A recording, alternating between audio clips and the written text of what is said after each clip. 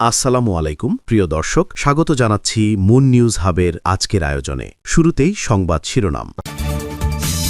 প্রথমেই জানিয়ে দিব, সড়ক পথে ইরানে অত্যাধুনিক ড্রোন পাঠাচ্ছে রাশিয়া। এবার জানিয়ে দিব, ইরান যুদ্ধে হুতিদের অংশগ্রহণে বিপাকে ইসরায়েল, রুদ্ধ হতে পারে বিশ্ব বাণিজ্যের আরেকটি পথ। জানিয়ে দিব, দুবাইয়ে ইরানের ক্ষেপণাস্ত্র হামলা, ২১ ইউক্রেনীয় ড্রোন বিশেষজ্ঞ নিহতের সংখ্যা। এবং সর্বশেষ জানিয়ে দিব, ইরান যুদ্ধের ইতি কবে, জানালেন মার্কিন পররাষ্ট্রমন্ত্রী। এতক্ষণ শুনছিলেন সংবাদ শিরোনাম, এখন থাকছে বিস্তারিত। রাশিয়া ও ইরানের মধ্যে সামরিক সহযোগিতা নিয়ে নতুন করে আন্তর্জাতিক অঙ্গনে আলোচনা শুরু হয়েছে। সাম্প্রতিক তথ্য অনুযায়ী, ইউক্রেন যুদ্ধের সময় ইরান যে ড্রোন প্রযুক্তি রাশিয়াকে সরবরাহ করেছিল, সেটিকে আরও উন্নত করে এখন মস্কো আবার তেহরানের কাছে ফিরিয়ে দিচ্ছে, এমন দাবি উঠেছে পশ্চিমা সূত্রে। বার্তা সংস্থা অ্যাসোসিয়েটেড প্রেসকে যুক্তরাষ্ট্র ও ইউরোপীয় কর্মকর্তারা জানিয়েছেন, ইউক্রেন যুদ্ধের অভিজ্ঞতা কাজে লাগিয়ে রাশিয়া ইরানের তৈরি ড্রোনগুলোর নকশা ও প্রযুক্তিতে উল্লেখযোগ্য উন্নয়ন ঘটিয়েছে।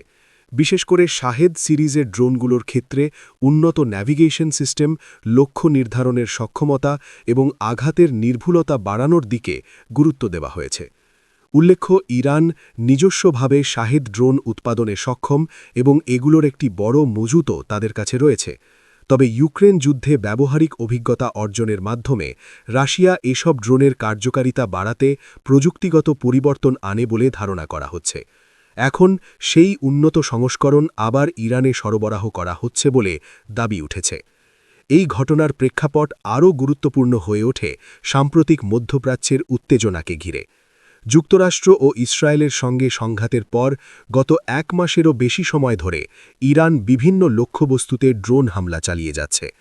এসব হামলার লক্ষ্য হিসেবে ইসরায়েল, উপসাগরীয় প্রতিবেশী দেশগুলো এবং মধ্যপ্রাচ্যে অবস্থিত মার্কিন সামরিক ঘাঁটিগুলোর নাম উঠে এসেছে। ইউরোপীয় গোয়েন্দা কর্মকর্তাদের তথ্য অনুযায়ী, রাশিয়া থেকে ইরানে ড্রোন স্থানান্তরের বিষয়ে চলতি মাসেই দুই দেশের মধ্যে খুবই কার্যকর আলোচনা হয়েছে।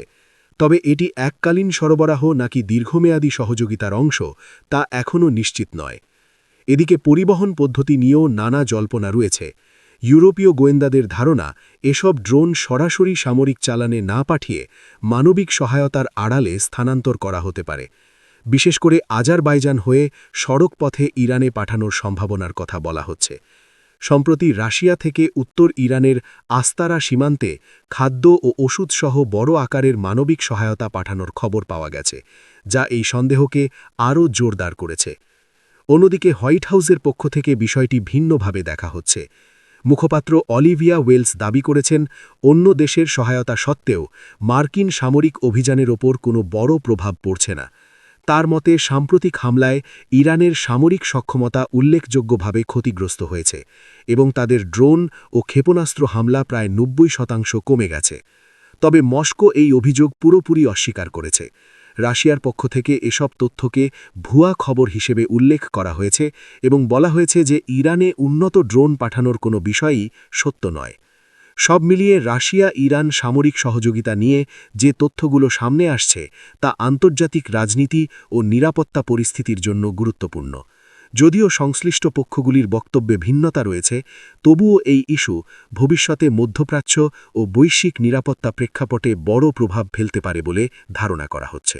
গাজা যুদ্ধ শুরুর পর থেকে মধ্যপ্রাচ্যের নিরাপত্তা পরিস্থিতি নতুন মাত্রা পেয়েছে, যেখানে আঞ্চলিক সংঘাত ধীরে ধীরে বৈশ্বিক বাণিজ্য ও জ্বালানি নিরাপত্তার ওপর প্রভাব ফেলছে। বিশেষ করে হুতি আন্দোলন এবং ইসরায়েলের মধ্যে দূরবর্তী হামলা পাল্টা হামলার ঘটনা এই উত্তেজনাকে আরও জটিল করে তুলেছে। ২০২৩ সালের অক্টোবর থেকে শুরু হওয়া গাজা যুদ্ধের পর হুতিদের পক্ষ থেকে ইসরায়েলের দিকে ক্ষেপণাস্ত্র হামলা চালানো হলেও শুরুতে এসব হামলা বড় কোনো ক্ষয়ক্ষতি করতে পারেনি।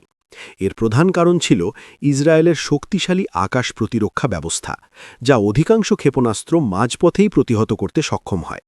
ফলে হামলাগুলো ছিল বিক্ষিপ্ত এবং সীমিত প্রভাবের। তবে ২০২৪ সালের জুলাইয়ে পরিস্থিতিতে একটি গুরুত্বপূর্ণ পরিবর্তন আসে।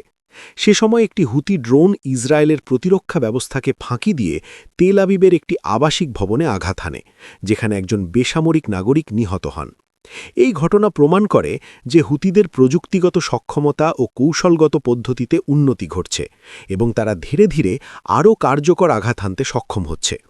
যদিও সরাসরি ইসরায়েলের বিরুদ্ধে হুতিদের হামলা বড় ধরনের সামরিক হুমকি তৈরি করার সম্ভাবনা কম, তবে এটি দেশটির জন্য একটি নতুন নিরাপত্তা চ্যালেঞ্জ তৈরি করছে।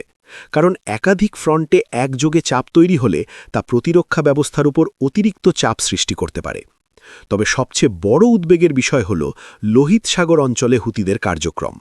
লোহিত সাগর আন্তর্জাতিক বাণিজ্যের একটি গুরুত্বপূর্ণ রুট, যার মাধ্যমে ইউরোপ ও এশিয়ার মধ্যে বিপুল পরিমাণ পণ্য পরিবহন হয়। 2023 সালের নভেম্বর থেকে 2025 সালের শুরু পর্যন্ত হুতিরা এই রুটে প্রায় 200টি হামলা চালায়, যার ফলে 30টিরও বেশি জাহাজ ক্ষতিগ্রস্ত হয় এবং অন্তত একটি জাহাজ ছিনতাইয়ের ঘটনা ঘটে। এই হামলাগুলোর কারণে বাব আল মান্দাব প্রণালী এবং সুয়েজ খাল দিয়ে জাহাজ চলাচল প্রায় 50% পর্যন্ত কমে যায়, ফলে বিশ্ব বাণিজ্যে সরবরাহ ব্যাহত হয় এবং পরিবহন ব্যয় বেড়ে যায়। এদিকে জ্বালানি নিরাপত্তার ক্ষেত্রেও এর প্রভাব গভীর। সৌদি আরব বর্তমানে হরমুজ প্রণালী এড়াতে লোহিত সাগরের উপকূলে অবস্থিত ইয়ানবু বন্দর ব্যবহার করছে এবং পাইপলাইনের মাধ্যমে প্রতিদিন প্রায় 4 লক্ষ ব্যারেল তেল পরিবহন করছে। এই তেলবাহী জাহাজগুলোকে ইয়েমেনের পাশ দিয়ে যেতে হয়, যা হুতিদের হামলার ঝুঁকির মধ্যে পড়ে। সবচেয়ে গুরুতর আশঙ্কা তৈরি হয় তখন যখন দুটি গুরুত্বপূর্ণ সামুদ্রিক পথ একসঙ্গে হুমকির মুখে পড়ে। যদি ইরান কার্যত হরমুজ প্রণালী বন্ধ করে দেয় এবং একই সময়ে হুতিরা লোহিত সাগরের রুটে হামলা বাড়ায়, তাহলে বৈশ্বিক বাণিজ্যের ওপর এর প্রভাব হবে বিপর্যয়কর। কারণ হরমুজ প্রণালী দিয়ে বিশ্বের উল্লেখযোগ্য অংশের তেল পরিবাহিত হয়, আর লোহিত সাগর ও সুয়েজ খাল ইউরোপ এশিয়া বাণিজ্যের প্রধান রুট। এই দুই পথ একযোগে অচল হয়ে গেলে জ্বালানির দাম বৃদ্ধি, সরবরাহ সংকট এবং বৈশ্বিক অর্থনীতিতে বড় ধরনের অস্থিরতা দেখা দিতে পারে। সব মিলিয়ে হুতিদের আক্রমণ শুধু একটি আঞ্চলিক নিরাপত্তা ইস্যু নয়, বরং এটি ধীরে ধীরে বৈশ্বিক বাণিজ্য ও অর্থনীতির জন্য একটি গুরুত্বপূর্ণ ঝুঁকিতে পরিণত হচ্ছে। পরিস্থিতি কিভাবে এগোয় তা নির্ভর করবে সংশ্লিষ্ট দেশগুলির কৌশলগত সিদ্ধান্ত ও আন্তর্জাতিক কূটনৈতিক প্রচেষ্টার ওপর। মধ্যপ্রাচ্যের চলমান উত্তেজনার মধ্যে নতুন করে আলোচনায় এসেছে দুবাইয়ে কথিত এক ক্ষেপণাস্ত্র হামলার দাবি।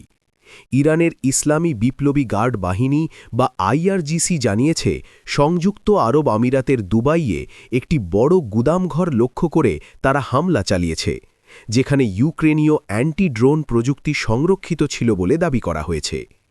ইরানের খাতাম আল আনবিয়া কেন্দ্রীয় সদর দপ্তরের এক মুখপাত্রের বরাতে বলা হয়েছে, এই হামলা ছিল একটি যৌথ হাইব্রিড অপারেশন, যেখানে আইআরজিসি অ্যারোস্পেস ফোর্স এবং নৌবাহিনী সমন্বিতভাবে অংশ নেয়। তাদের দাবি অনুযায়ী গুদামটিতে এমন উন্নত প্রযুক্তির সরঞ্জাম ছিল যা মার্কিন সামরিক বাহিনীকে সহায়তা করার জন্য সেখানে রাখা হয়েছিল। ইরানি পক্ষ আরও দাবি করেছে যে হামলার সময় ওই স্থাপনায় অন্তত 21 জন ইউক্রেনীয় ড্রোন বিশেষজ্ঞ উপস্থিত ছিলেন। হামলার পর তাদের ভাগ্য সম্পর্কে নিশ্চিত কোনো তথ্য পাওয়া যায়নি, তবে ইরানের দাবি তারা নিহত হয়ে থাকতে পারেন। তবে এই দাবির পক্ষে স্বাধীন বা আন্তর্জাতিকভাবে যাচাইকৃত কোনো তথ্য এখনও সামনে আসেনি। এছাড়া ইরান আরও অভিযোগ করেছে যে দুবাইয়ে অবস্থানরত মার্কিন কমান্ডার ও সেনাদের গোপন ঘাঁটিতেও একযোগে হামলা চালানো হয়েছে এবং এতে ভারী ক্ষয়ক্ষতি হয়েছে। যদিও এই বিষয়েও যুক্তরাষ্ট্র বা সংযুক্ত আরব আমিরাতের পক্ষ থেকে এখনও পর্যন্ত কোনো আনুষ্ঠানিক নিশ্চিতকরণ পাওয়া যায়নি। এই ঘটনাটি সত্যি হলে তা অত্যন্ত তাৎপর্যপূর্ণ, কারণ দুবাই একটি বৈশ্বিক বাণিজ্যিক ও আর্থিক কেন্দ্র, যেখানে সাধারণত নিরপেক্ষতা ও নিরাপত্তা বজায় রাখার চেষ্টা করা হয়। এমন একটি স্থানে বিদেশি সামরিক সরঞ্জাম বা গোপন ঘাঁটির উপস্থিতি এবং তার উপর হামলা, এই দুই বিষয়েই আন্তর্জাতিক কূটনীতিতে বড় ধরনের প্রশ্ন তুলতে পারে। বিশ্লেষকদের মতে এই ধরনের দাবি মধ্যপ্রাচ্যের বিদ্যমান সংঘাতকে আরও জটিল করে তুলতে পারে, বিশেষ করে যদি নিরপেক্ষ বা তৃতীয় পক্ষের দেশগুলো এই সংঘাতের মধ্যে জড়িয়ে পড়ে, তাহলে আঞ্চলিক উত্তেজনা দ্রুত বৈশ্বিক রূপ নিতে পারে। এই উত্তেজনার পেছনে সাম্প্রতিক ঘটনা প্রবাহ গুরুত্বপূর্ণ। ইরানের সর্বোচ্চ নেতা আয়াতুল্লাহ আলী খামেনিকে লক্ষ্য করে হামলা এবং ইরানের কয়েকজন জ্যেষ্ঠ সামরিক ও বেসামরিক ব্যক্তির নিহত হওয়ার ঘটনার পর থেকেই পরিস্থিতি দ্রুত অবনতি ঘটে। তেহরানের দাবি ওই ঘটনার পর কোনো উস্কানি ছাড়াই ইসরায়েল ও যুক্তরাষ্ট্র তাদের বিরুদ্ধে বড় ধরনের সামরিক অভিযান শুরু করে। এর জবাবে ইরান পাল্টা প্রতিশোধমূলক পদক্ষেপ হিসেবে বিভিন্ন আঞ্চলিক ঘাঁটি ও লক্ষ্যবস্তুতে ক্ষেপণাস্ত্র ও ড্রোন হামলা চালিয়ে যাচ্ছে। এই হামলাগুলো শুধু সংঘাতপূর্ণ অঞ্চলেই সীমাবদ্ধ নেই, বরং এর প্রভাব ছড়িয়ে পড়ছে বৃহত্তর মধ্যপ্রাচ্য জুড়ে। সব মিলিয়ে দুবাইয়ে কথিত এই হামলার দাবি যদিও এখনও স্বাধীনভাবে যাচাই হয়নি, তা আন্তর্জাতিক রাজনীতি ও নিরাপত্তা পরিস্থিতির জন্য একটি গুরুত্বপূর্ণ ইঙ্গিত বহন করে। যদি এই ধরনের হামলা সত্যি ঘটে থাকে, তাহলে এটি প্রমাণ করে যে বর্তমান সংঘাত কেবল যুদ্ধরত দেশগুলোর মধ্যেই সীমাবদ্ধ নেই, বরং তা ধীরে ধীরে নিরপেক্ষ ও বাণিজ্য নির্ভর অঞ্চলগুলোকেও ঝুঁকির মধ্যে ফেলছে। মধ্যপ্রাচ্যের চলমান সংঘাত ঘিরে নতুন আশাবাদ ব্যক্ত করেছেন যুক্তরাষ্ট্রের পররাষ্ট্রমন্ত্রী মার্কো রুবিও। তার বক্তব্য অনুযায়ী ইরানকে ঘিরে চলমান যুদ্ধ দীর্ঘস্থায়ী হবে না, বরং কয়েক মাস নয়, কয়েক সপ্তাহের মধ্যেই এই সামরিক অভিযান শেষ হতে পারে।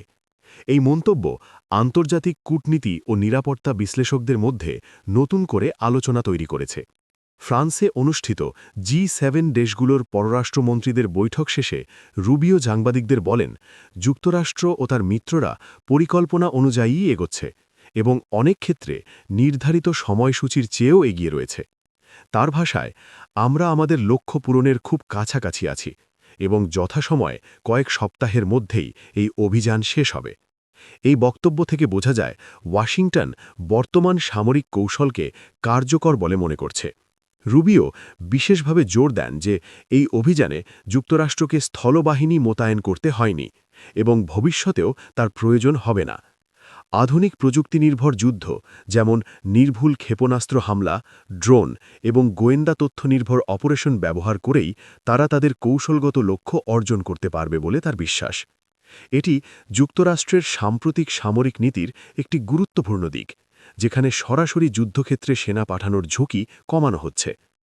মার্কিন সংবাদ মাধ্যম অ্যাক্সিয়সের এক প্রতিবেদনে বলা হয়েছে, রুবিও G7 মিত্রদের জানিয়েছেন যে যুক্তরাষ্ট্র ও ইসরায়েল 28 ফেব্রুয়ারি যে সামরিক অভিযান শুরু করেছে তা মোটামুটি 2 থেকে 4 সপ্তাহের মধ্যেই শেষ হতে পারে। অর্থাৎ পুরো অভিযানটি একটি স্বল্পমেয়াদী কিন্তু লক্ষ্যনির্ভর অপারেশন হিসেবে পরিচালিত হচ্ছে। তবে যুদ্ধ শেষ হলেও চ্যালেঞ্জ শেষ হবে না বলে সতর্ক করেছেন রুবিও। বিশেষ করে হরমুজ প্রণালী নিয়ে তার উদ্বেগ স্পষ্ট। এই নৌপথটি বৈশ্বিক জ্বালানি সরবরাহের জন্য অত্যন্ত গুরুত্বপূর্ণ, কারণ বিশ্বের মোট তেলের প্রায় 20% এই পথ দিয়ে পরিবাহিত হয়। যদি ইরান এই প্রণালীতে জাহাজ চলাচলে বাধা সৃষ্টি করে, তাহলে তা বিশ্ব অর্থনীতি ও জ্বালানি বাজারে বড় ধরনের সংকট তৈরি করতে পারে। এদিকে কূটনৈতিক ক্ষেত্রেও কিছু অগ্রগতির ইঙ্গিত পাওয়া যাচ্ছে। রুবিও জানান, যুক্তরাষ্ট্র ও ইরানের মধ্যে ইতোমধ্যে বার্তা আদান-প্রদান হয়েছে এবং তেহরানের পক্ষ থেকে কিছু বিষয় আলোচনার আগ্রহ দেখা গেছে। তবে এখনও পর্যন্ত ইরান আনুষ্ঠানিকভাবে কোনো শান্তি প্রস্তাবে সাড়া দেয়নি। এই অবস্থান থেকে বোঝা যায়, উভয় পক্ষই একদিকে সামরিক চাপ বজায় রাখছে, অন্যদিকে কূটনৈতিক পথ খোলা রাখছে। বিশ্লেষকদের মতে বর্তমান পরিস্থিতি একটি গুরুত্বপূর্ণ মোড়ে দাঁড়িয়ে আছে। যদি সামরিক অভিযান দ্রুত শেষ হয় এবং কূটনৈতিক আলোচনায় অগ্রগতি ঘটে, তাহলে একটি সীমিত সংঘাতের মধ্যে দিয়েই সমাধান সম্ভব হতে পারে। তবে বিপরীতভাবে যদি উত্তেজনা বাড়তে থাকে বা গুরুত্বপূর্ণ নৌপথে বিঘ্ন ঘটে, তাহলে এই সংঘাত আরও বড় আকার ধারণ করতে পারে। সব মিলিয়ে মার্কো রুবিওর বক্তব্যে যেমন দ্রুত সমাপ্তির আশাবাদ রয়েছে, তেমনি ভবিষ্যতের সম্ভাব্য ঝুঁকির কথাও স্পষ্টভাবে উঠে এসেছে। এখন নজর থাকবে ইরানের আনুষ্ঠানিক প্রতিক্রিয়া এবং পরবর্তী কূটনৈতিক পদক্ষেপের ওপর, যা নির্ধারণ করবে এই সংঘাতের চূড়ান্ত পরিণতি।